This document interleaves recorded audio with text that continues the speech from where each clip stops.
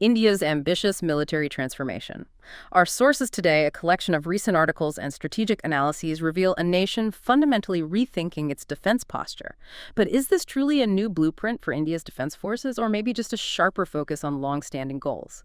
That's our mission for this deep dive, to give you a clear, comprehensive understanding of what's happening, why it matters, and, well, what it means for India and the world. Indeed, we'll peel back the layers, looking at the core catalysts driving this change, the incredibly ambitious modernization efforts across land, air, and sea, and also how India is pushing into entirely new operational domains like cyber and space. We'll then distill the key strategic pillars. There's a profound push for self-reliance, for instance, and the forging of critical partnerships, before exploring, the inherent challenges and the potential road ahead. Okay, so let's jump right in. What are the primary catalysts pushing India down this, well, ambitious path of military modernization? Is it just about immediate threats, or are there maybe broader strategic ambitions at play here, perhaps even a redefinition of its global role? That's a crucial distinction. While a volatile neighborhood is certainly a factor, the drivers are far more strategic and, in some cases, quite stark. Externally, you have China's increasingly assertive posture along the line of actual control. The 2020 Galwan Valley clash, particularly, that served as a significant wake-up call for New Delhi. Wake-up call, right. Yeah. It didn't just expose tactical gaps, it highlighted systemic shortcomings in logistical infrastructure, high-altitude warfare readiness, and surveillance. Big stuff. Then you have Pakistan's persistent use of asymmetric tactics, things like cross-border terrorism, drone infiltration, hybrid warfare. All that demands a more agile and, frankly, technologically advanced response from India. What's truly fascinating here, though, is also India's evolving self-perception. This idea of being a net security provider in the Indian Ocean region. China's growing naval presence through its string of pearls strategy, establishing strategic bases from Gwadar in Pakistan to Hambantota in Sri Lanka that directly challenges India's traditional sphere of influence. It basically compels India to actively counterbalance. Some massive external pressures, clearly. But what about internal factors? How much of this transformation is driven by changes, within India itself? Internally, India's robust economic growth is a major enabler. It provides the financial muscle for more substantial budgetary allocation for defense. For 2024-25, the defense budget reached approximately $75 billion. That places it among the top 5 globally. $75 billion, wow. Yeah. While a significant portion still goes to personnel salaries, the crucial capital outlay the money for procurement, and R&D is steadily climbing. That reflects a deliberate shift towards modernization, not just maintaining the status quo. And underpinning all of this, the sources make it clear that the very nature of warfare has fundamentally changed. How has that realization impacted India's strategic thinking? That's a critical point. Yeah. Absolutely. The core understanding now is that future conflicts won't be won simply by, sheer numbers. The emphasis has shifted dramatically towards speed, cutting-edge technology, sophisticated strategy, and precision. We're talking about wars fought not just on land, air, or sea, but increasingly in cyberspace and outer space, where information and interconnectedness are, paramount. Okay. With these powerful drivers in mind, how is India's military actually transforming across its different branches? Let's start with the Indian Army. What are we seeing on the ground? Right. The Indian Army, traditionally a very large, manpower-intensive force, is now pivoting significantly toward mobility, mechanization, and crucially rapid deployment. For the infantry soldiers, we're seeing the induction of lighter, more protective bulletproof vests, advanced night vision devices, and modern assault rifles like the SIG 716 and the AK-203. These are just minor upgrades. They're really about enhancing individual soldier effectiveness in, diverse and often harsh environments. Okay, enhancing the soldier, but what about the bigger picture, the structure? Well, the more profound structural changes are evident in mechanized infantry and artillery. Under something called Project Shakti, the Army is bringing in advanced artillery systems. Think M777 ultralight howitzers designed for rapid deployment in mountains, and the K9 Vajra self-propelled guns, which are built for desert environments. Specialized for terrain. Exactly. And there's also the Pinaka multi-barrel rocket launcher. It can unleash a whole salvo of rockets in seconds, covering a wide area. These systems represent a move towards rapid, precision engagement and significantly enhance firepower across different terrains. I've heard talk about something called integrated battle groups.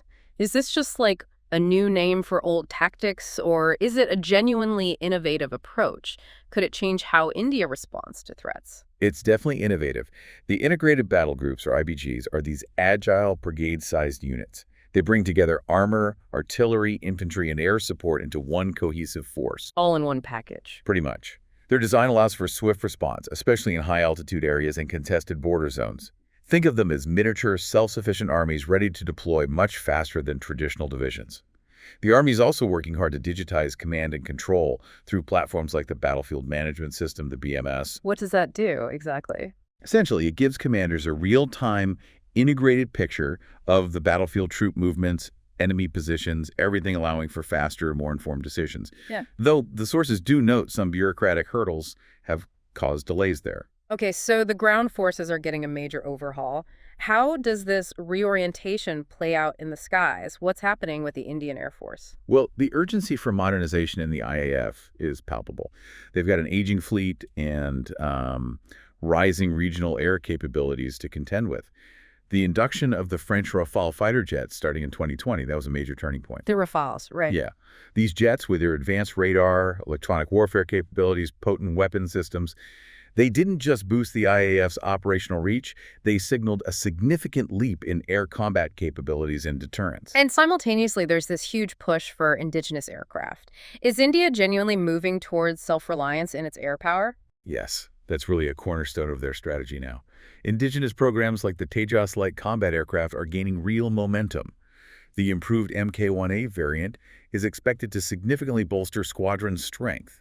And plans are well underway for the more advanced Tejas Mk2 and also the AMCA, the Advanced Medium Combat Aircraft. AMCA, that's the stealth one. That's the one. It would be India's first fifth-generation stealth fighter. All of this is happening under the Atmanirbhar Bharat, or Self-Reliant India, initiative. It shows a serious commitment to domestic design and manufacturing. So more than just fighters. Oh, yes.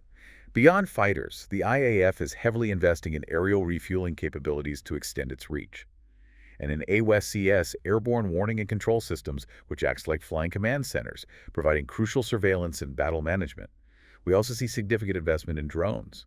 And of course, the S-400 Triumph air defense system from Russia adds a formidable multi-layered defense against aerial threats, long-range interception capability there. While land and air power are crucial, the sources seem to reveal a particularly ambitious shift in India's naval strategy. For a country with such a vast coastline and maritime interests, how is the Indian Navy redefining its role? Is it really moving beyond just coastal defense? You're hitting on a critical point there. The Navy is indeed transforming, moving from being a largely defensive force to a true blue water Navy. Blue water, meaning? Meaning it's capable of projecting power and operating across vast ocean stretches far from home shores. The commissioning of INS Vikrant in 2022, India's first indigenously designed and built aircraft carrier, powerfully symbolizes this shift. Ah, the Vikrant, a big symbol. Absolutely. It significantly strengthens India's presence and influence across the Indo-Pacific. And while cost and strategic utility are still debated, plans for a third aircraft carrier are also being discussed. And submarines must be crucial for that blue water ambition, and for deterrence, too. Crucial. Absolutely crucial. The Scorpion-class submarines under Project 75 are operational now, bringing advanced conventional capabilities. Even more critically, nuclear-powered submarines like INS Arihant provide that vital second-strike nuclear capability. That's essential for India's declared no-first-use nuclear doctrine. Right, the second-strike capability. Exactly. And to effectively monitor the vast Indian Ocean region, the Navy is expanding its fleet of P-8I Poseidon maritime reconnaissance aircraft, vital for surveillance. They're also building more stealth frigates and corvettes. Often these efforts involve collaboration with countries like the U.S., Japan, France, enhancing joint patrols and interoperability across the region. You mentioned earlier that warfare is increasingly multi-domain. How is India tackling these, let's say, less traditional battlegrounds, specifically cyberspace and outer space? India has significantly accelerated its capabilities here. They clearly recognize these as critical operational theaters now. The establishment of the Defense Cyber Agency, DCA, and the Defense Space Agency, DSA, explicitly signals India's intent to treat these domains as integral to national security. So dedicated agencies for cyber and space.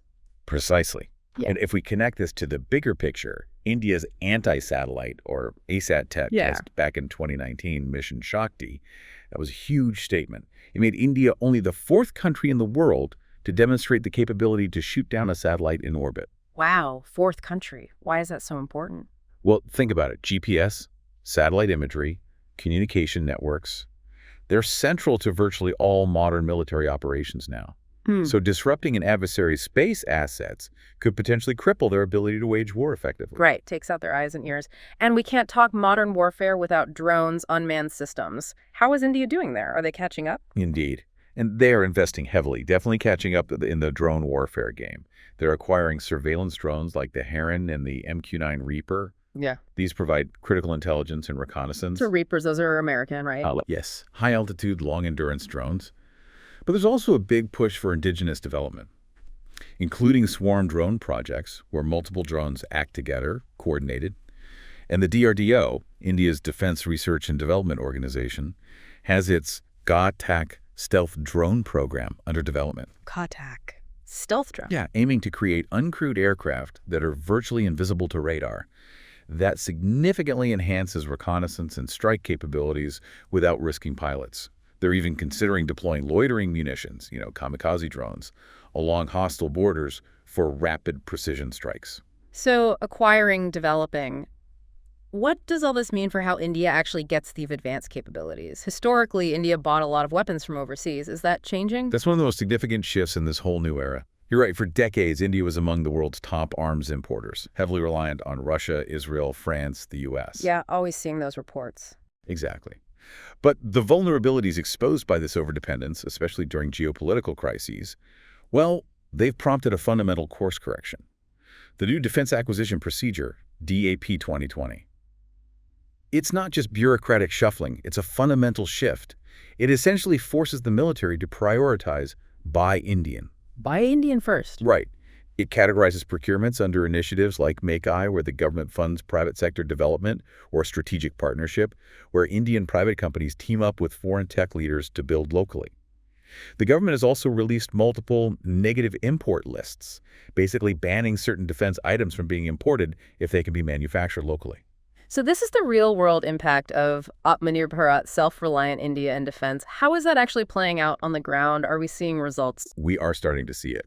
In concrete platforms like the Tejas fighter, the Arjun tank, the Dhanush artillery system, the Akash missile system, critically, private sector giants like Tata, L&T, Mahindra, they've been brought into the fold much more seriously now.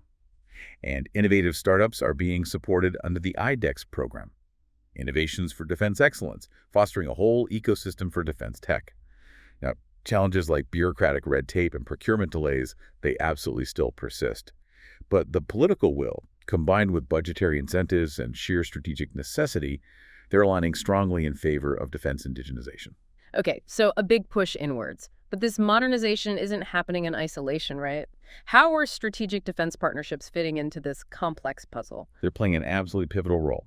Indigenization doesn't mean isolation. Take India-U.S. defense ties, for example. They're underpinned by these foundational agreements like COMCASA and BECA. COMCASA and BECA, what do they allow? Okay, so COMCASA allows for secure, interoperable communication between Indian and U.S. forces. BECA enables sharing of sensitive geospatial intelligence, think detailed maps and satellite imagery. These are real game changers, fundamentally altering how the two militaries can operate together in real time. That sounds significant. It is. Then you have the QI grouping India, the U.S., Japan, Australia. That's another key component, emphasizing maritime cooperation, technology sharing, joint drills. India is also deepening ties with France, particularly in defense manufacturing, with Israel for cutting-edge missile and drone tech, and of course maintaining its long-standing relationship with Russia for things like submarine and missile systems. So these relationships clearly boost India's capabilities, but do they also act as a kind of broader deterrent, signaling collective strength, perhaps? Precisely. It's both practical and strategic. India's participation in multilateral exercises like Malabar with the Kuwait members, Yudakyas with the U.S., Gordo with France, it significantly enhances joint operations capability. It also builds international goodwill and trust. So these relationships serve as both a practical enhancement of capabilities and a powerful deterrent to potential adversaries. Plus, it's a tool of soft power on the global stage. This all sounds incredibly ambitious, and the progress seems clear. But no major transformation happens without hitting some bumps in the road. What are some of the systemic challenges India's military modernization still faces? Yeah, despite the incredible momentum, significant challenges definitely remain. A big one is that the armed forces have traditionally operated in distinct silos: Army, Navy, Air Force.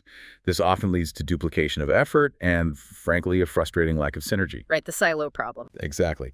While the appointment of a Chief of Defense Staff, the CDS, was specifically intended to resolve this and foster jointness, true operational integration is still very much a work in progress. Budget constraints, too. Despite the increases we talked about, they still restrict full-spectrum modernization. It forces difficult choices about what to prioritize. You can't do everything at once. Hmm. And this raises an important question. How effectively can India balance its focus on conventional warfare, tanks, planes, ships, with preparedness for emerging threats?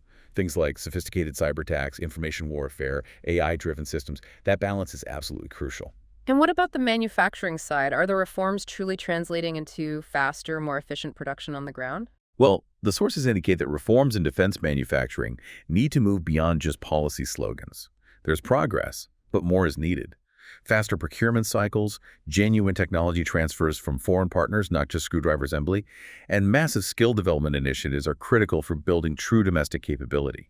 The private sector needs better incentives, clearer pathways, and long-standing public sector organizations like the DRDO, they need to be made more accountable and performance-driven to really deliver on their potential consistently. So to bring it all together for you listening, our sources reveal that India's military modernization journey, well, it truly seems to be entering a new decisive era. It really does. It's driven by strategic necessity, no doubt about it. It's guided by a much clearer long-term vision now, and it's empowered by cutting-edge technology.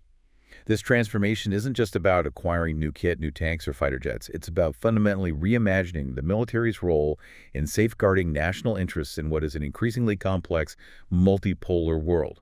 The trajectory is clear. India is moving with purpose toward becoming a more self-reliant, technologically advanced, and agile military power. While significant challenges definitely persist, the ambition, the strategic direction, and the sheer scale of progress are, well, undeniable. Yeah, absolutely. And if India stays this course, the question to really ponder is, how might its evolving military posture not only secure its own borders, but fundamentally reshape the security dynamics of Asia, and perhaps even the global balance of power in the 21st century? That's the big question as this transformation continues to unfold.